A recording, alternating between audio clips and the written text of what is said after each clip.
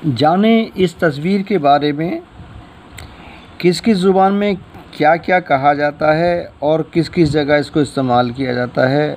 तो जानिए इसको फ़ारसी में कहते हैं हलीला, मादरी ज़ुबान में कहते हैं बहेड़ा, गुजराती में कहते हैं बीडाल, बंगला में बहीट और कई दूसरी ज़ुबानों में इसको अलग अलग नामों से पुकारा जाता है। बड़े माजू के बराबर इससे कई कदर बड़ा फल है। इसका रंग जर्द मटियाला सा और जायका तल्ख कसीला होता है। इसके फल का पोस्त बतौर दवा मुश्तमिल है। मिजाज इसका तासीर यानी ठंडी हुआ करती है, सर्द खुश्क दर्जा दोयम। ये काबिज़ मुसहिल मुकव्वी मैदा और मुकव्वी दिमाग व बसर है। बहेड़ा इत्रिफलात में बकसरत शामिल किया जाता है, यानी तिरफिलों में इसे ज़रूर शामिल किया जाता है।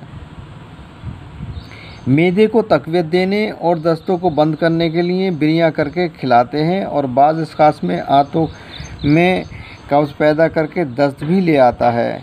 इसको बिरियाँ करके सुरमे के मानिंद बारीक पीसकर आँख में लगाना दाद के लिए मुफीद और बवासीर में भी फ़ायदेमंद है। इसका ख़ास नफ़ा मुकव्वी मैदा और दिमाग है। दिमाग को ताकत देता है और मैदे को ताकत देता है और मुज़िर ये मक़द और अमा के लिए है। इससे नुकसान की हिफाजत के लिए इसका मसला शहद खालिस और शक्कर है। मिक़दार खुराक 4 ग्राम से 6 ग्राम तक हुआ करती है और इसका मुकाम पैदाइश भारत और पाकिस्तान और दीगर ममालिक हैं।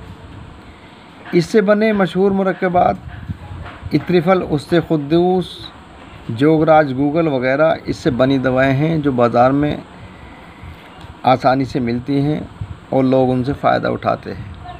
और इजाज़त दें, फिर मुलाकात होगी किसी और दूसरी अच्छी वीडियो के साथ। आदाब।